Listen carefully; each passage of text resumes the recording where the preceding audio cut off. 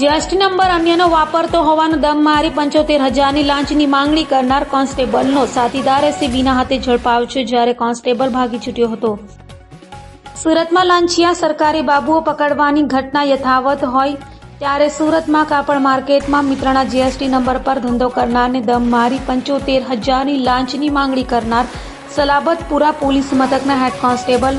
અને તેના શાગીરદ વિરુદ્ધ એસીબીમાં ફરિયાદ કરાઈ હતી, જેના આધારે એસીબીએ વોચ ગોઠવી વેપારી પાસેથી 75,000ની લાંચની રકમ લેવા આવનાર સલાબતપુરાના હેડ કોન્સ્ટેબલ નાથુ ચૌધરીના શાગીરદ એવા